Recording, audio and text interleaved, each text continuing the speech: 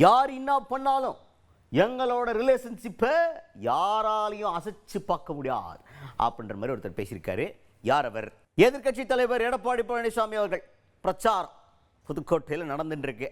6 வாரமான பிரச்சாரத்தில் பல கருத்துக்கள் பேசியிருக்காரு. அதில் என்ன கருத்து, முக்கியமான கருத்து அப்படின்னு பார்த்தீங்கன்னா, பாஜகவுக்கும் அதிமுகவுக்கும் இருக்கிற கூட்டணியை குழப்பறதுக்காக நிறைய முயற்சி பண்ணினுங்கிறாங்க.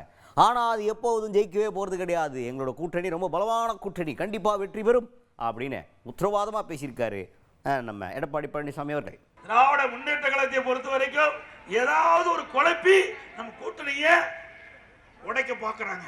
திரு ஸ்டாலின் அவர்களே, நீங்களும் சரி, உங்களுடைய அமைச்சர்களும் சரி, உங்க கூட்டணியில் அங்கம் வைக்கின்ற கட்சி தலைவரும் சரி, எந்த காலகட்டத்திலும் அனைத்து இந்திய அண்ணா திராவிட முன்னேற்ற கழகம் பாரதிய ஜனதா கூட்டணி வலிமையான கூட்டணி, வெற்றி கூட்டணி.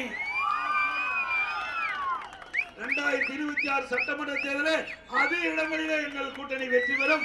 அதிமுக பெரும்பான்மையான இடங்களில் வெற்றி பெற்று தனி பெருமையோடு ஆட்சி அமைக்கும். அதுக்கடுத்துதான் திமுக ஆட்சி தேவையே இல்லை அப்படின்னு சொல்லி ஏகப்பட்ட பாயிண்ட்டுகளை பேசியிருக்காரு. முக்கியமாக விலைவாசி எக்குத்தப்பா ஏறி போச்சு, எல்லாத்துலேயும் விலைவாசி ஏறி மக்கள் படாத பாடுபடுறாங்க, இந்த மாதிரி மோசமான ஆட்சி உங்களுக்கு தேவையா அப்படின்னு கூட்டத்தை பார்த்து கத்தி அவருக்கு ஆதரவான கூட்டத்தை வேணாம் வேணாம் அப்படின்னு கத்த வச்சிருக்காரு எடப்பாடி பழனிசாமி அவர்கள். ஏன்னா மக்கள் இந்த 4 ஆண்டு காலமா பட்ட துன்பம், வேதனை எல்லாமே மக்கள் பார்த்துட்டாங்க. 10 ஆண்டு காலம் 2011 2021 வரை அனைத்து இந்திய அண்ணா திராவிட முன்னேற்ற கழக ஆட்சியில போடப்பட்ட திட்டம் மூளை முடக்கில் இருக்குது. கடை கோட்டை கிட்ட மனிதனுக்கு கூட அந்த திட்டம் போய் சேர்ந்தது. இன்னைக்கு திமுக ஆட்சிக்கு பிறகு விலைவாசி உயர்ந்து விட்டது. இன்னைக்கு அரிசி விலை உயர்ந்தாச்சு, பருப்பு விலை உயர்ந்தாச்சு, கடல் எண்ணெய் விலை உயர்ந்தாச்சு. இப்படி எல்லா விலைகளும் உயர்ந்து அடித்தட்டில் வாழ்கின்ற மக்கள் மிகப்பெரிய இந்த விலைவாசி துன்பத்தால் துடித்துக் கொண்டிருக்கின்ற காட்சி தமிழகத்திலே பார்க்கப்படுகிறது. இப்படிப்பட்ட ஆட்சி தேவையா?